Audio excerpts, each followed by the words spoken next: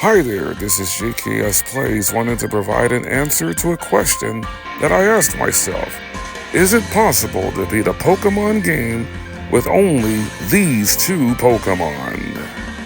This is Gardevoir, the Embrace Pokemon, and my favorite Pokemon of all time. A powerful special attacker and a psychic fairy type that debuted in the Hoenn region with a total base stats of 518. And this is Gallade, the Blade Pokemon that debuted in the Sinnoh region, a psychic and fighting type that has the same base stat total as Gardevoir, except Gallade's strength is in its physical attack stats. Both have awesome shiny forms. In Generation 6, they even got their own Mega Evolutions. Can I take Gardevoir and Gallade all the way to the end credits of Pokemon Violet, where we have a shot at dealing with Professor AI Turo and his futuristic fusion of both Gardevoir and Gallade, the fighting and fairy type Iron Valiant? Well, there's only one way to find out. Welcome to this Pokemon Violet run, where I will only use Gardevoir and Gallade. The rules are simple for this. The first one, I can only use Gardevoir and Gallade during all the battles. However, I will be going for my first badge with the two Ralts that I will catch before reaching Mesagoza. The second rule, I will not be using items during battle, but held items during battles and items outside of battles will be allowed. For the third and final rule, there will be Terra Raid grinding, so I'm only going to allow 2 Terra type changes each for Gardevoir and Gallade. However, I am not going to rely on that too much, since that's mainly for Paldea Elite Four matchups, considering you are guaranteed at least one change in the game of a Pokemon's Terra type, changing it to normal, visiting the Treasure Eatery after beating the Medali Gym. I went for the female avatar for this run, with the lipstick, eyebrows, eyelashes, and the eye color all in green to represent Gardevoir and Gallade. As you also know that I will not be able to use any of the 3 Paldean starters, considering my starters and only 2 Pokemon I will have in this game is Ralts. The first one I found was a female, which I caught in a Dream Ball. This future Gardevoir that I caught has the Synchronize ability, so whenever this future Gardevoir gets a status condition, the other Pokemon will also be inflicted with the same condition. And I also like that I caught this Ralts with a neutral nature and it's very strong-willed. And just about over a minute later, I ran into a male Ralts with the Trace ability, which is extremely important after I caught this Ralts in a Heavy Ball. And just like the female Ralts, the male Ralts also has the Psychic Terra. So I'm happy that they didn't have different Terra types. Unfortunately, the male Ralts got what I was hoping for in the female Ralts, the Modest Nature, which lowers your physical attack but increases your special attack. I was all ready to start school in Uva Academy before being cut off by my battle-loving neighbor Nemona, who challenged me to my first battle for my 2 Ralts. I nicknamed the female Ralts after Kalos region champion Diantha, and I sent her out first against Nemona's Fuecoco, revealing that I chose Quaxley at the start of the game. 2 confusion attacks from Diantha put down Nemona's Fuecoco, forcing her to bring out her second Pokemon, Palmy. For this showdown, I brought out the male Ralts, which I nicknamed Wally, after a Pokemon trainer that debuted in Generation 3 and had a Mega Gallade in the Generation 6 remakes, Pokemon Omega Ruby and Alpha Sapphire. Draining Kiss is a base 50 power fairy special attack that is also a contact move, which is why Wally got paralyzed, allowing for Palmy to hit 2 straight terrestrialized Thundershocks before it went down to Wally's second Draining Kiss. Nemona was slightly impressed by my battling prowess of using just 2 Pokemon of the same species, And now it was time to head to the largest city and the most beautiful city in all of the Paldea region, Mesagoza. The first thing I did when reaching this city was head over to the hair salon to change the female avatar character for this Gardevoir Gallade only run in Pokemon Violet to bright green. And now we can really get to work. Nemona was nice enough to give me a Terra Orb. Then I ended up flexing on a couple of Team Star idiots. Then officially unlocking the 3 main quests, Victory Road, Path of Legends, and Starfall Street. Getting the box legendary Miraidon as my riding companion, and now we can officially start the run. I found an adamant mint to feed Wally, then bought a power bracer to fully max out Wally's attack stat by beating up Wild Shinx and Wild Flamingos. I also bought a power lens for Diantha to hold, maxing out its special attack EVs by knocking out Wild Psyduck and Wild Ghastlies. It's time for Wally, Diantha, and I to go after our first badge in Paldea, which gives me the chance to let you know that I will be challenging for all 18 badges in the correct order the game intended the player to do in the first place. Here, I just wanted to show off my most dominant olive roll run yet in all the playthroughs I've ever done in Scarlet and Violet. Now, if only the battle with Katie was easier than that. Spoiler alert, when you're trying to beat Katie's bugs with 1 Ralts, let alone 2, it is not. Katie's first Pokemon Nimble wasn't a problem, as Diantha's Psybeam straight up one-shots, especially after Nimble was fully paralyzed by Thunder Wave. Wally was not as fortunate with Thunder Wave usage against Tarantula, as it missed on its first attempt, having to take not 1, but 2 strong bug bites, before 2 draining kisses finally put Tarantula down to set up Katie's real problematic Pokemon, Bug Terra Teddy Ursa. And since Ralts is a weak Pokemon, I had to level both Ralts to level 19 in order to have somewhat of a fighting chance against Teddy Ursa the moment this bear terrestrializes into a Terra Bug type because of 1 move and 1 move only, Fury Cutter. I wanted to go for the first turn paralysis again, but Wally missed Thunder Wave for the 2nd straight time and tragically got punished for it when Teddy Ursa's first Fury Cutter knocks Wally out because it was a critical hit. This was my first dose of reality in trying to do a challenge run. However, I still had Diantha at full HP, and with the best TM possible for this battle, Protect. Fury Cutter's base power in Generation 9 is 40. Every consecutive turn Fury Cutter connects, it doubles all the way for 3 consecutive turns to a base power of 160. Diantha connected with Thunder Wave on her 2nd turn before taking a strong Fury Cutter that doesn't land a crit. I protected again on the next turn, knowing that I was going to need Draining Kiss and prevent the Fury Cutter power from doubling on every turn to keep Diantha in the battle. The first Draining Kiss almost brought Diantha back up to full HP before it got struck down again by another Teddy Ursa Fury Cutter.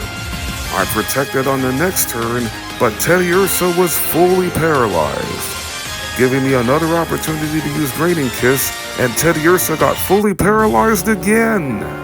Diantha caught 2 breaks in a row, and on that final Draining Kiss, Wally and Diantha earns their first badge in Paldea the hard way. After that shockingly dramatic win over Katie, this will be the last time you get to see Wally and Diantha as a pair of Ralts. After barely escaping with my first badge, both of my Ralts, Wally and Diantha, evolved at level 20 to Kirlia. But that's not all for the male Ralts, as I fed it a Dawnstone to immediately evolve into the first of the 2 Ralts final evolution options, the Scintillating Gallade. And this is why catching a male Ralts with the traceability is so important. You get the sharpness ability, which increases power of any slicing type moves, and Gallade has a bevy of them at its disposal the second a male Kirlia is exposed to a Dawnstone. Gallade also immediately learns high critical hit ratio moves like Leaf Blade, Fury Cutter, Aqua Cutter, Night Slash, and by level 42, Psycho Cut. I went up a watchtower to get a move Gallade also learns by TM Drain Punch as I proceeded to unleash Wally on everybody's favorite raving crab, Stony Cliff Titan Cloth. Wally let out its frustrations early with a spectacular Sacred Sword, which one-shot Cloth on phase 1. For the second phase, Cloth's health bar got 2 times larger after snacking on an Herba Mystica. Normally this would be a 2v1 with Arven teaming up with the player, but Wally says, "I got this," as it slays the Stony Cliff Titan Cloth with a powerful Leaf Blade for another one-shot. This is just a small taste of how devastating Gallade can be. After getting one of the Herba Mysticas, I collected an easy second badge. I next headed over to the land of Kitakami to unlock the Hidden Treasure of Area Zero Part 1, the Teal Mask DLC. The reason why I decided to go here after getting 2 badges is because there are a lot of valuable TMs I can pick up for both Wally and Diantha. Upon arriving in Masui Town, I get confronted by 2 siblings from the Blueberry Academy who just so happened to call Kitakami home, Carmine and Kieran. Carmine rudely tried to usher me out of the land of Kitakami, not knowing that I was here to help one of my student friends that grew sick on the way here via the long plane ride and the bus trip to Kitakami. Not wanting to hear what I had to say, Carmine immediately challenged me to a Pokemon battle. But little did she suspect she was about to be in for a rude awakening, as Diantha and Wally breezed right through her team of 3 pathetic Pokemon. A more than justified beating so decisive, it made Carmine throw a temper tantrum. I spent the rest of the first day in Kitakami getting valuable TMs, like Energy Ball and Aura Sphere for Gardevoir, Stone Edge, and all 3 Elemental Punches for Gallade, along with 2 more moves that Gallade can learn, Brick Break and Earthquake. The next day, Kieran was so impressed by how I handled Carmine and challenged me to a battle as well. Unfortunately for him, Gallade dunked on both of his Pokemon. And with that, it's back to Paldea in pursuit of more badges.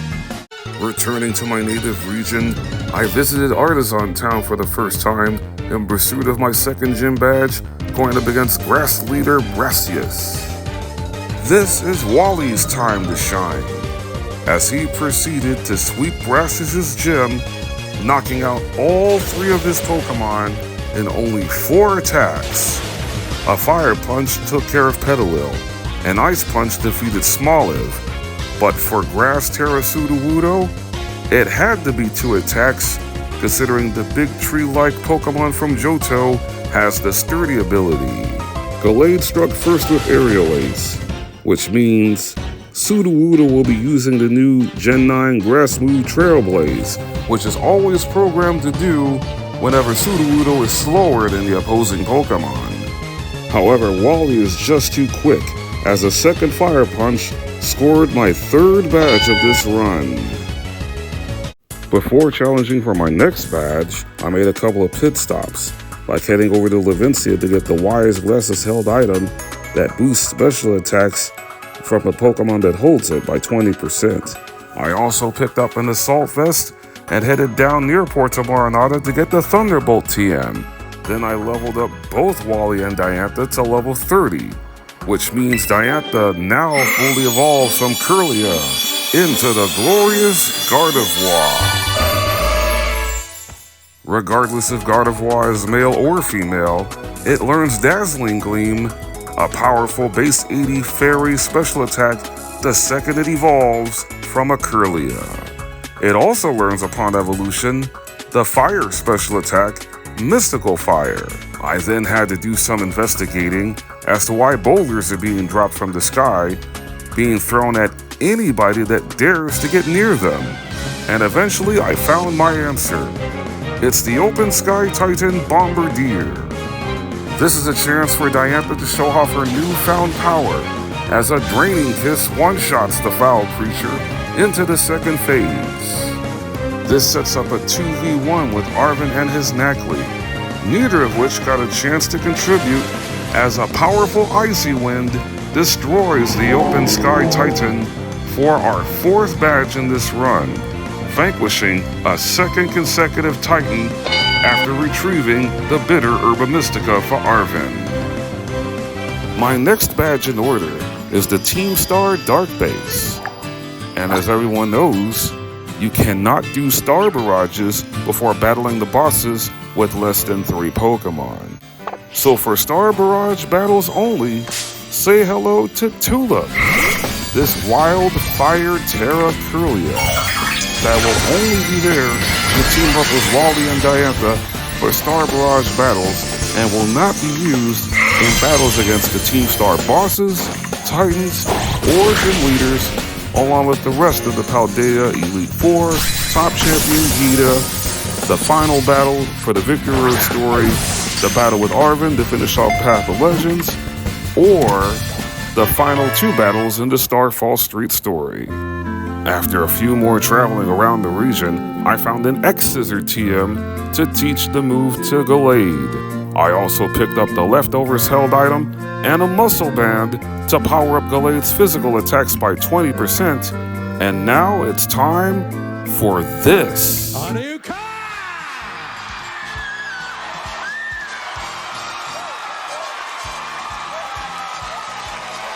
No. It is actually time for the first battle against the Team Star boss, Dark Leader Giacomo, who leads off with the part Dark and Steel type Poniard, who immediately got eradicated by Diantha's neutral Dazzling Gleam. And the main reason why I led off with Gardevoir was to soak up the Intimidate, which lowers the attack stats of a Pokemon from the second Starmobile, because I did not want any of Gallade's physical attack stats to be altered. Holding the Muscle Band, it slightly powers up the physical attack stats of Wally, and after taking a Wicked Torque, Gallade does an absolute number on the second Starmobile with 1 powerful Drain Punch, sending the first Team Starmobile into the scrap heap for our 5th badge of this run. Returning to Levincia, I was lured into a warm-up battle by Nemona, who was quickly handed another L by Wally and Diantha. Now it was time to go after Gym Badge number 3 as I entered the Iono Zone to go up against the Supercharged Streamer and a Master of Electric types. I led off with Wally, who was quick to dispose of Iono's first 2 Pokemon, Wattrel with an Ice Punch and Bellibolt with an Earthquake. And to avoid Gallade's attack stat to be lowered, I subbed in Diantha to go up against Luxio. After soaking up Luxio's Intimidate, Gardevoir scored her first victory in this gym battle by defeating Luxio with 1 Draining Kiss, which sets the stage for the main event in this bout against Miss Magius, a ghost type that is super effective against both Gardevoir and Gallade. And the moment it terastallizes into Terra Electric, Miss Magius has absolutely no weaknesses. Miss Magius loves to use Confuse Ray to power up its Hex, so I came prepared and giving both Gardevoir and Gallade a Person Berry to cure itself from the confusion. Then I had Diantha use Mystical Fire to lower Miss Magius' special attack stat by a stage. Miss Magius predictably went for Confuse Ray on the 2nd straight turn, but Gardevoir managed to break through confusion, this time using Icy Wind to lower Miss Magius' speed. I swapped out Diantha and brought in Wally to take the incoming Hex attack. And now that Gallade is faster, it scores the final KO with Sacred Sword. A methodical gym badge victory for Wally and Diantha. And now I am up to 6 badges. I now head over to the Team Starfire base for... It's a new Viper!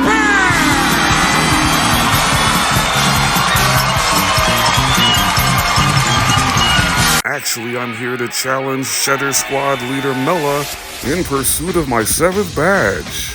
As I look to raid the Team Starfire base, Mela always leads off with Torkoal, who sets up the sun the second it enters into battle with its drought ability.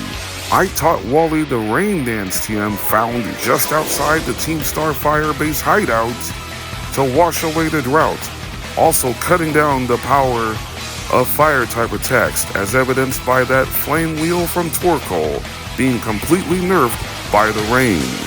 The rain also powers up water-type attacks by 50%, as the fire turtle was quickly cooled off by an aqua cutter. Mela then called for the assistance of the Shedder Starmobile in an attempt to turn this battle around in her favor. The blazing torque connected and even caused burn status, but thankfully I prepared for that situation by giving Wally a Rostberry to cure itself from the burn. 2 rain-boosted aqua cutters later, and down goes the Shedder Starmobile. Wally was once again wonderful. Going after my 8th badge, I challenged the lurking Steel Titan Earthworm, summoning Diantha into action, melting down the slug with Mystical Fire for a 1-hit KO on the first phase. In the second phase, Arven tried to help out with his Toedscool. On the first turn, I had Gardevoir use Will-O-Wisp to cut down the attack power of Earthworm, who still 2-shot Toedscool with a pair of Iron Tails, a move that is also super effective against Gardevoir. For the 3rd straight Titan battle, Arven was of no help whatsoever, thanks to Toedscool missing Supersonic before being knocked out by the 2nd Iron Tail. 2 Mystical Fires from Gardevoir, however, got us another victory and badge number 8. After retrieving the salty Herba Mystica, I headed back to the land of Kitakami. Took a couple of selfies with Kieran at a couple of the signboards, dominated Carmine's team again, completely bodied Carmine in the Ogre Oustin minigame to get the EXP charm, then took one last selfie with Kieran at the 3rd signboard. After getting the Teal Mask style card from Kieran and Carmine's grandmother, I put it to good use to give Miss Gallade a very suitable hairstyle before heading back over to Cascarafa to take on Kofu and his water-type Pokemon. I led off with Diantha to zap Veluza into the middle of next week with this powerful Thunderbolt. Gardevoir also shook off a headbutt from Wugtrio before Wugtrio got one shot out of here by Energy Ball. I entered this gym battle with Wally and Diantha at level 32, and I needed all the advantages I could get against Kofu's ace, Water Terra Crabominable. I had Gardevoir heal up with Life Dew, which turned out to be smart, because this Terrestrialized Crabhammer struck Gardevoir for severe damage, and combined with the Sandstorm, Diantha was down to 12 HP as I subbed in Wally, who also got nailed by a Crabhammer, leaving Gallade with 13 HP after taking Sandstorm damage. Wally finally put an end to this bout with Leaf Blade to give us our 4th gym badge win and 9th badge overall. Another gym battle that was too close for comfort, but the battles in the second half are only going to get tougher from here on in. Kicking off the second half of this Gardevoir and Gallade only challenge, I went up Glaciato Mountain to find the Modest Mint that I was going to feed Diantha. And then I scoured around the region to get not 1, but 2 Psyshock TMs to teach both Gardevoir and Gallade, considering my next challenge is... How about a new Corvette?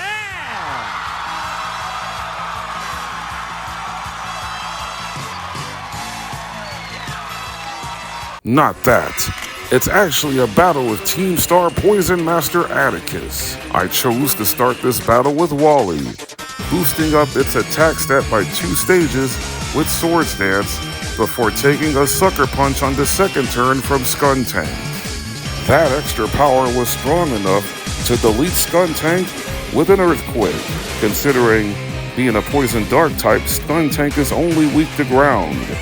Muck surprisingly came out second, so I had Diantha handle business on the Gen 1 Pokemon, terrestrializing Gardevoir into a pure Psychic type to get rid of its fairy weakness, then knocking out Muck in one single hit with Psyshock. Out third for Atticus is Revavroom, a Poison Steel type that has a solid Iron Head attack that has a small capability of flinching an opposing Pokemon. But that didn't happen here, as Gallade one-shots Revavroom with a quad-effective Earthquake. I kept Wally in to deal with the Navi Starmobile, with the simple goal of lowering its attack as much as possible by using Charm, which lowers the opposing Pokemon's attack stat by 2 stages. I got off a second Charm after being briefly poisoned by Noxious Torque, but I had Gallade hold a Pecha Berry to cure itself. I subbed Diantha back in an attempt to close things out. Gardevoir took 2 consecutive Noxious Torques. The first one poisoned Gardevoir briefly before the Pecha Berry healed Gardevoir, only to get poisoned again.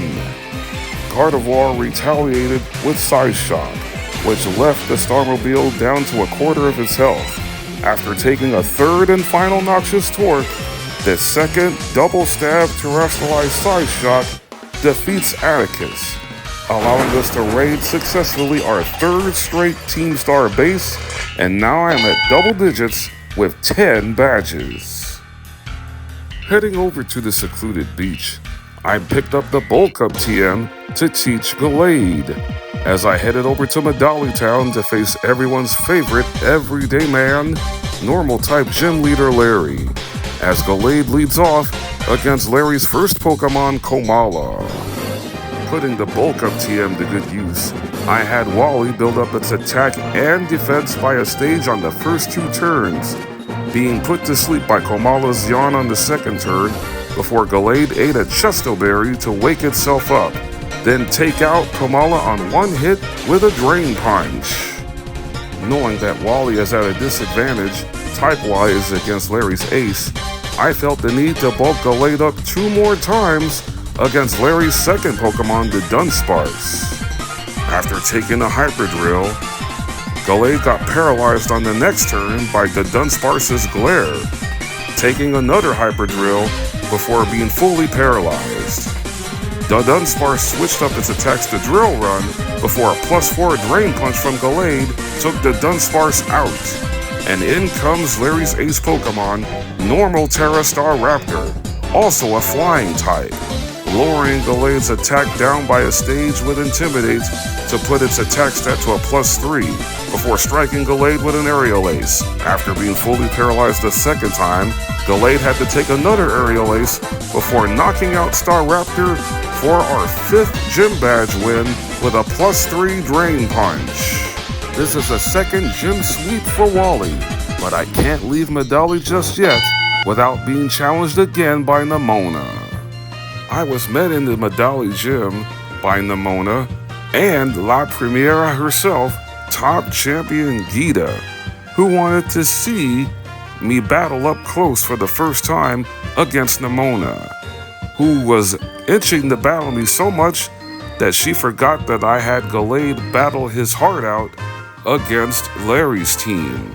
Thankfully, Gita was nice enough to heal up Gallade on the house before I had Gallade absolutely take down Nemona's team with ease. Knowing that this was going to be a doubleheader, I made sure Wally had the best moves possible to take down both the Medali Gym and this battle against Nemona, with the moveset of Drain Punch, which disposed of Midday Lycanroc, Ice Punch, which easily took care of Goomy, and Earthquake, which dropped Palmo, leaving Nemona with only her starter Pokemon, now a fully evolved Skeledirge. Skeledirge is bulky enough to take one Earthquake attack, but not being able to paralyze Gallade with Lick, a second Earthquake from Wally, defeated Nemona once again. Another sweep for Wally, and as my reward for beating Nemona here, Gallade gives me the TM for Terra Blast, a unique move that debuted in Scarlet and Violet. I headed back to the Treasure Eatery to take advantage of one of my 2 guaranteed Terra types for one of my Pokemon, as I decided to change Diantha's Terra type to normal. And by golly, I knew I was going to need it for where I was going next. I leveled up Wally and Diantha to level 45 as I square off against the MIC of RIP, Ghost Gym Leader Ryme, in a double battle as I go after my 6th gym badge. And it's definitely not going to be easy, considering Ryme's type of choice is super effective against both Gardevoir and Gallade, which is why I terrestrialized Diantha into a Terra Normal type. And because of that, Mimikyu and Banette targeted Gallade with a pair of priority Shadow Sneaks, leaving Gallade down to just 5 HP before Banette got eliminated with a Night Slash. After Gardevoir used Icy Wind to not only bust Mimikyu's disguise, to also lower Mimikyu's speed, both my Pokemon got an Omni boost for all 5 of their stats due to terrestrializing Gardevoir on turn 1. On the second turn, I desperately tried to hang on by having Gallade protect itself, knowing it was going to get knocked out in the next hit, healing up Gallade a bit by having Gardevoir use Life Dew. Gallade just got a small chunk of its HP back, as Mimikyu's Shadow Sneak went right into the Protect, but Ryme's 3rd Pokemon, Houndstone, used a 2-turn Phantom Force. After the turn ended, both Gardevoir and Gallade got a boost to their speed. I shockingly got the double Protect for Gallade, saving itself from a possible KO on Mimikyu's 3rd Shadow Sneak attempt. Gallade got healed up just a little bit more with Gardevoir's Life Dew before Wally gets absolutely bodied by Houndstone's Phantom Force. What a tough pill to swallow, as Gardevoir was now faced with a 1-on-3 disadvantage, and to add more insult to injury, both of Ryme's Pokemon got an accuracy boost from the crowd. After striking both Pokemon with Dazzling Gleam, Gardevoir took a Play Rough from Houndstone, and now both of Ryme's Pokemon got a speed boost. Even though Mimikyu set up a light screen, both Mimikyu and Houndstone were just too low on HP, as they both get wiped out by Diantha's Dazzling Gleam, making this a 1-on-1 as Ryme was down to her final Pokemon, Ghost Terra Toxtricity. And thanks to those simultaneous KOs, Gardevoir got another boost to both her attack stats as Ryme terrestrialized her low-key form of one of the Galar region's most popular Pokemon. Diantha outsped and struck first with Dazzling Gleam, taking Toxtricity deep into the red before getting paralyzed by Toxtricity's discharge. However, Toxtricity also got paralyzed thanks to Diantha's Synchronize ability, and because of Ryme terrestrializing, Toxtricity got an Omni boost for all of its stats. The very next turn saw Diantha unable to make a move because she was fully paralyzed, but so was Toxtricity. And somehow on this final turn, Diantha managed to break through paralysis to deliver one final Dazzling Gleam to finish off Toxtricity, and thus the craziest gym battle so far in this run. Diantha once again proves she has Wally's back, as I now own 12 badges, and I get gifted by Ryme a very noteworthy TM for the Ghost Special Attack Shadow Ball. After getting KO'd by Ryme's Houndstone, I needed to build Wally's confidence back up, as I next challenged a Quaking Earth Titan Iron Treads, a future Paradox Pokemon from the Great Crater of Paldea. Gallade struck hard with a powerful Sacred Sword after taking a knockoff to set up the second phase of this bout, where I am teamed up with Arven and his Scovillain. I used Will-O-Wisp to burn Iron Treads and cut off its attack power by half, which definitely saved Arven's Scovillain as it lived on 2 HP after taking a second Stomping Tantrum.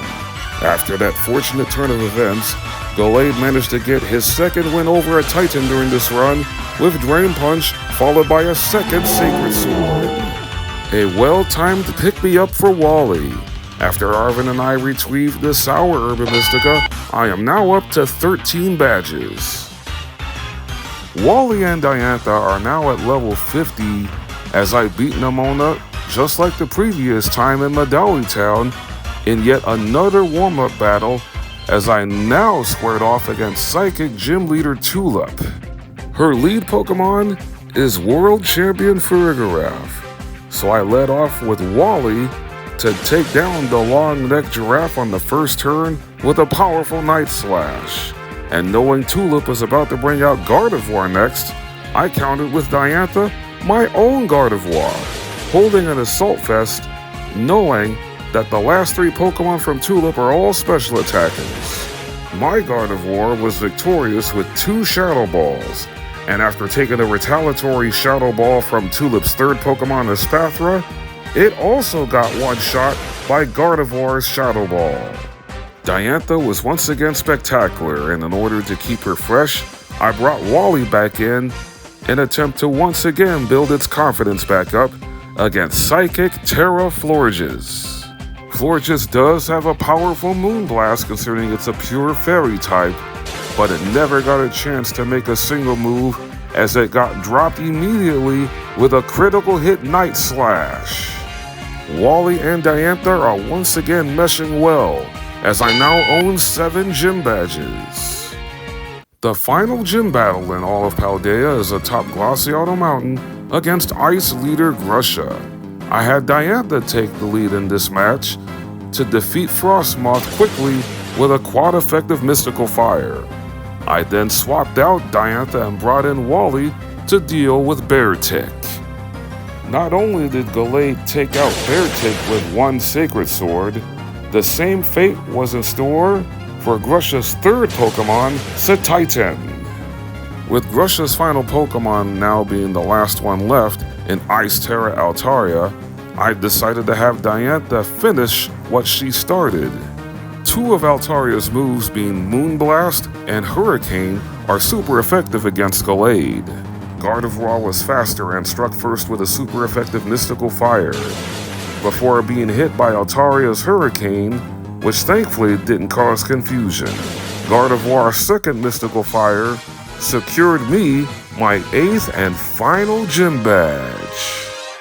Wally and Diantha as a tag team have proven to be simply unshakable, and now that I have all 8 badges and 15 badges total, I am eligible to challenge the Pokemon League. I now headed up North Province Area 3 for something dangerous that's about to be revealed. It's a new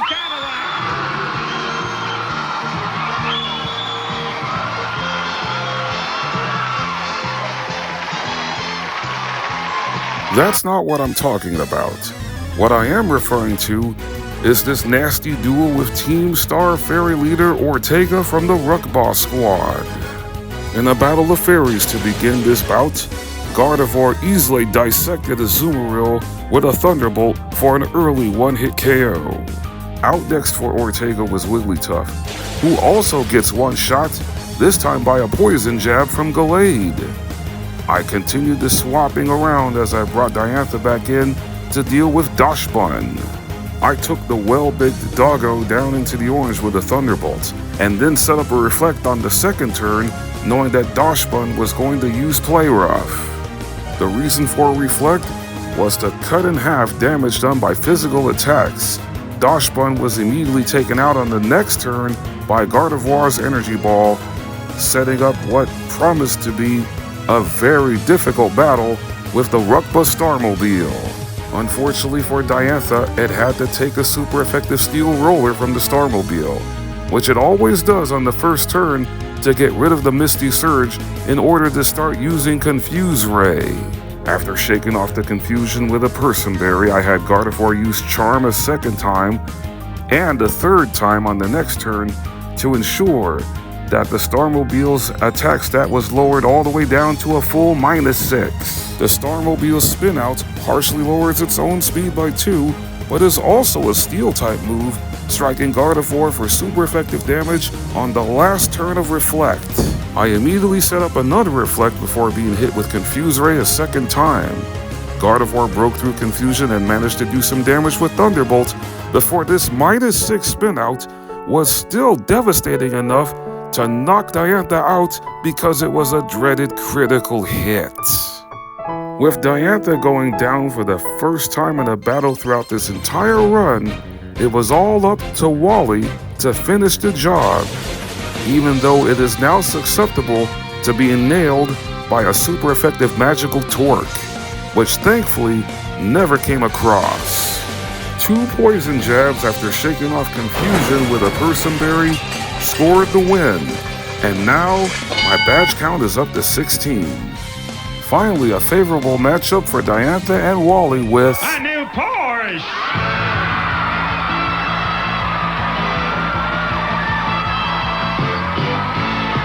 Team Star Cap Squad leader Aerie, a master of fighting types.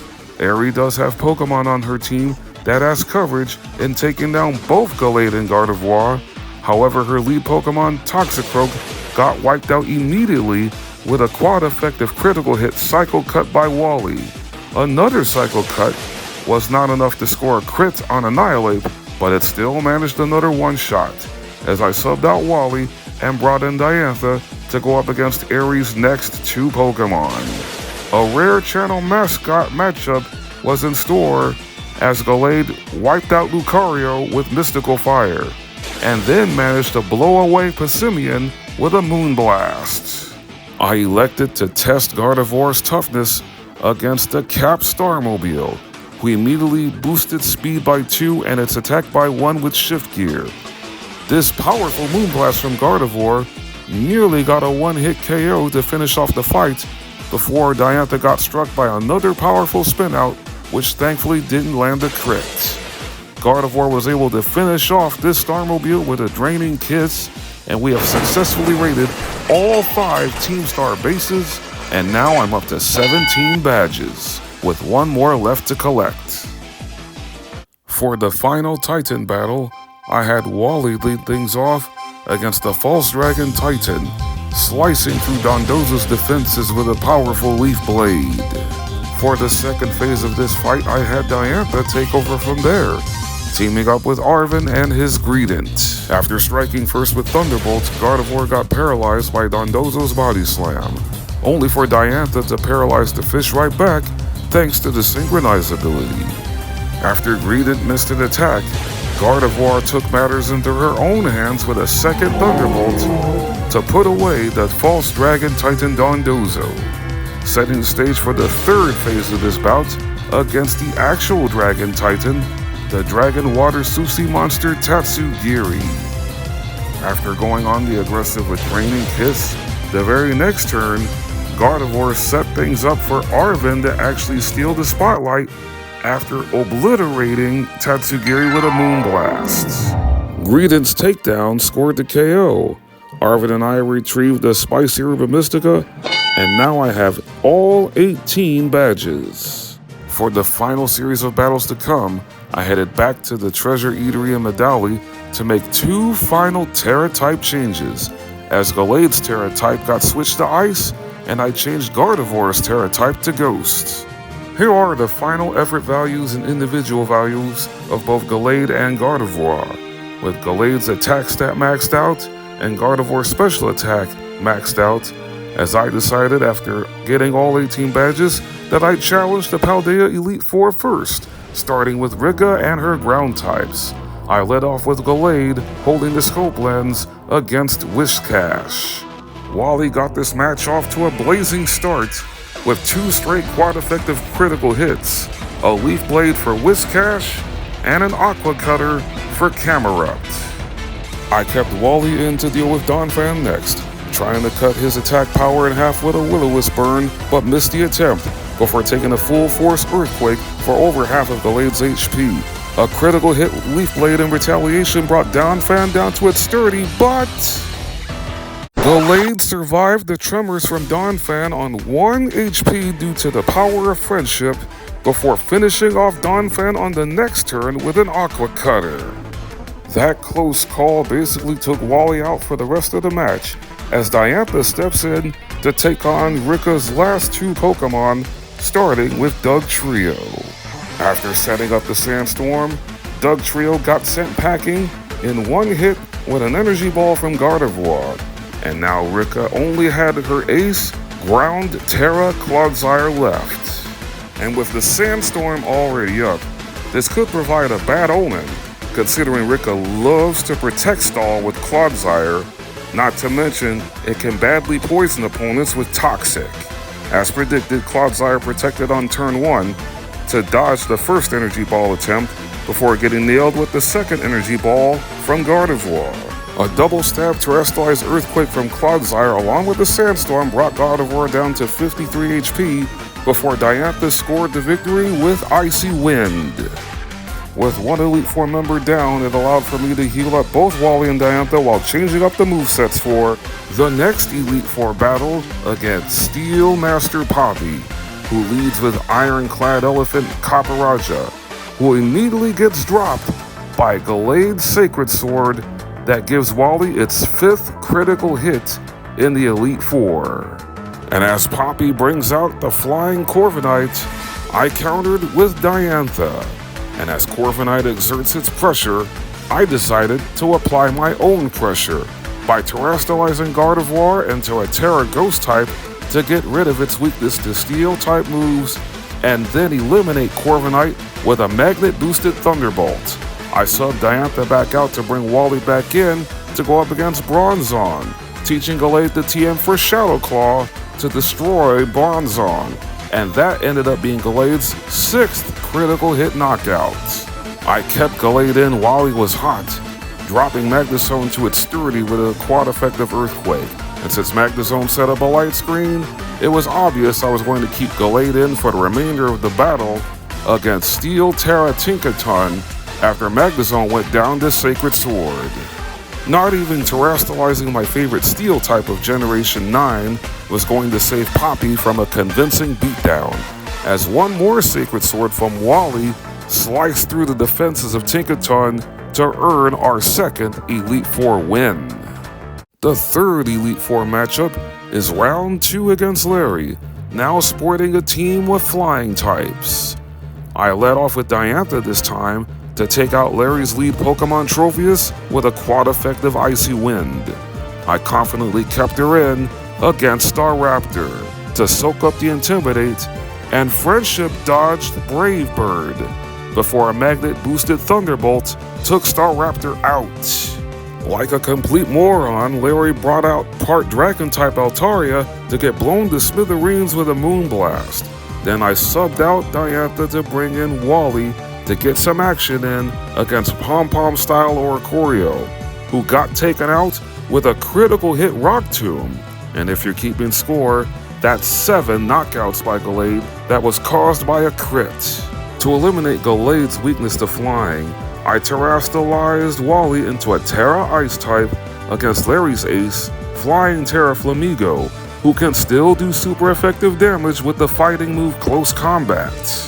But Gallade outspeeds and was able to strike Flamigo out of the sky with the normal move Terra Blast, which becomes an Ice-type move thanks to Gallade being terrestrialized into a Terra Ice type. The deadly duo of Wally and Diantha was starting to build up some steam as we took on the final member of the Elite Four, Hassel, the Master of Dragons.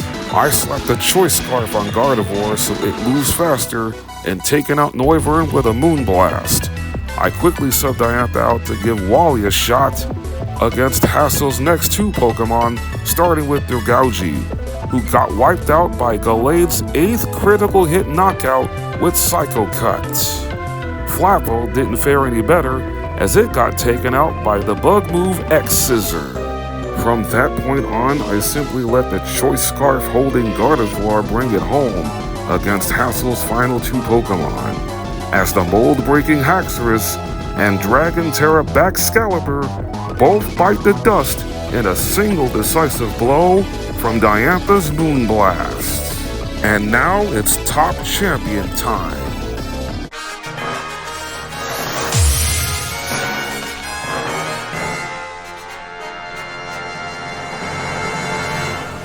Wally started things off in this battle versus top champion Gita against her lead Pokemon Espathra, who was faster and struck first with the super effective fairy move Dazzling Gleam. Then the Ostrich became Gallade's 9th critical hit victim, compliments of the dark move Night Slash, a slicing type move that gets powered up even further due to Gallade having the sharpness ability. And since Go-Go came out next with the fairy move Play Rough, I countered with a fairy type of my own in Gardevoir, who struck first with Mystical Fire. Go-Go tried to stay alive with Horn Leech to heal up a little bit of its HP, but it was too little too late, as a second Mystical Fire from Diantha took out the Kalos region Goat. And knowing that Gardevoir can get wrecked pretty quickly by any steel-type physical attack like Iron Head, King Gambit was summoned in next. However, King Gambit is slow and is quad weak to fighting-type moves like Gallade's Close Combat. At this point of this championship bout, Murphy's Law was starting to settle in on Gita. Whatever could go wrong was going terribly wrong. And as Avalugg went down to 1 Mystical Fire from Diantha, things rapidly went from bad to worse for Gita as Veluza got struck down by a critical hit Thunderbolt. All that remains for Gita now is her ace Pokemon Glomora, a rock and poison type, so it made perfect sense to bring out Gallade for the finishing touch, considering Gallade is a fighting and psychic type. And to those who've seen all my past Scarlet and Violet runs, you know how I like to end this fight.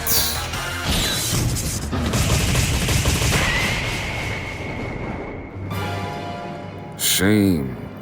Gita got so bitter about losing that she had Glomora showered the field with toxic debris as it got pulverized by Gallade's Close Combat, giving me the title of Paldea Region Champion. 5 battles to go in this Gardevoir Gallade only run in Pokemon Violet, and we are determined to finish strong. After becoming champion, I decided to take on Director Clavel in front of Uva Academy. Wally started things off against Oranguru, dropping the monkey with a critical hit Night Slash, giving Gallade 10 knockouts registered by a critical hit. I had another Night Slash in store for Poltergeist. This one didn't end up critting, but scored another 1-hit KO. Abomasnow with Snow Warning came out third, so I brought out Diantha to get rid of the snow immediately with Sunny Day. Abomasnow didn't take too kindly to that, and struck Gardevoir with a Wood Hammer for over half of Gardevoir's health. Abomasnow did heavy recoil damage to itself before getting smoked by a quad-effective Mystical Fire. Houndoom comes out fourth, and considering it has Sludge Bomb, I subbed out Gardevoir and brought back in Wally to deal with the Demon Doggo, getting rid of it in 1 hit with Drain Punch.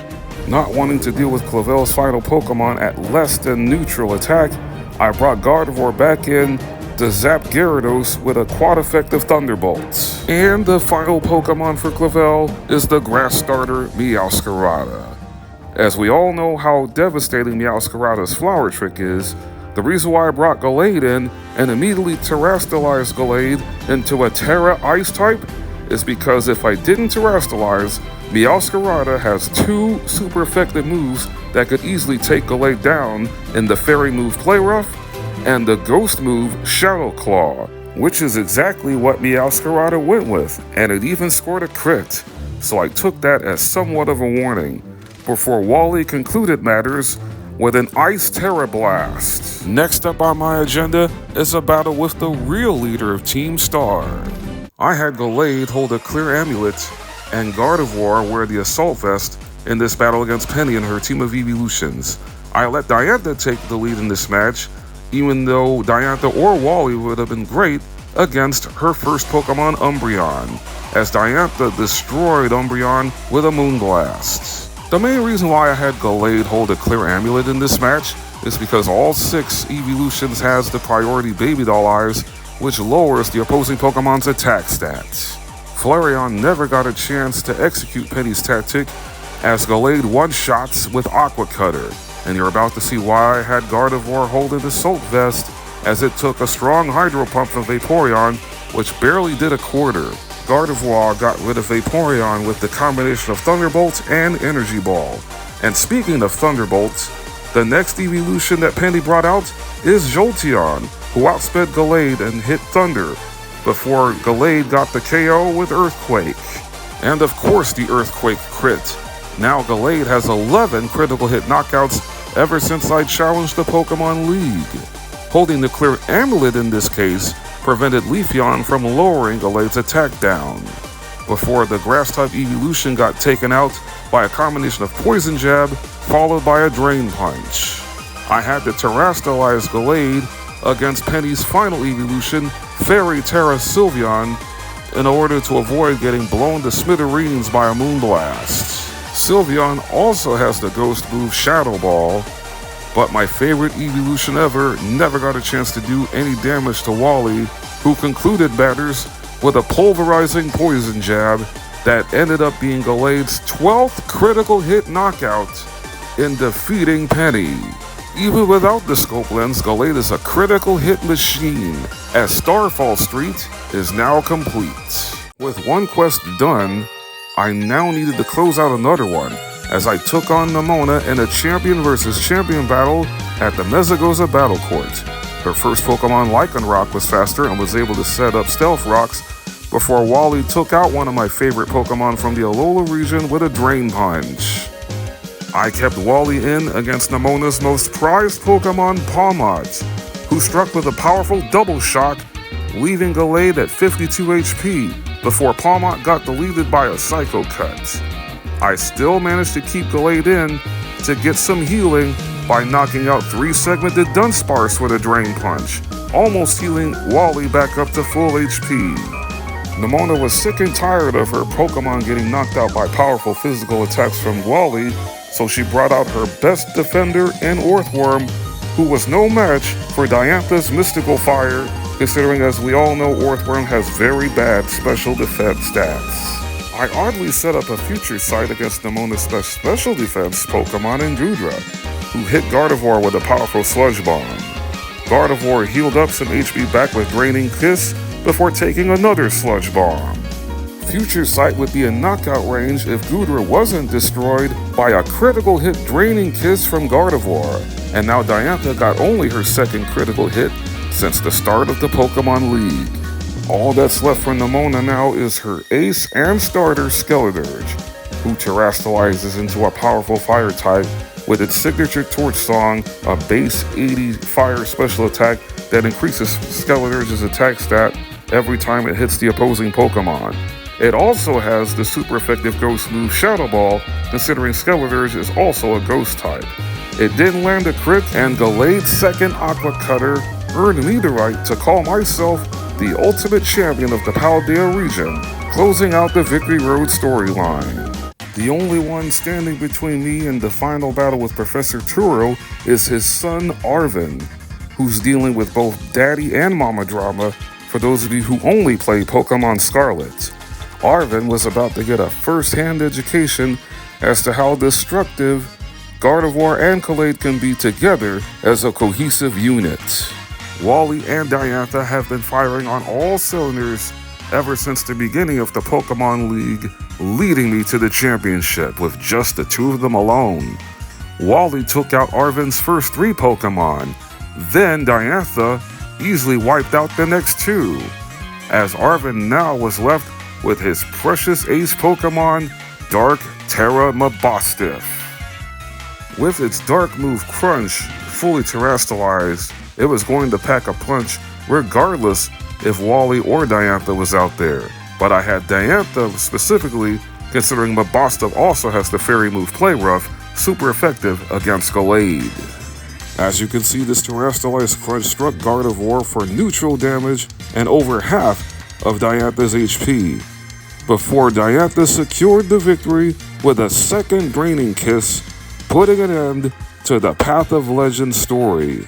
All 3 main quests have been completed, leaving us with only one challenge left.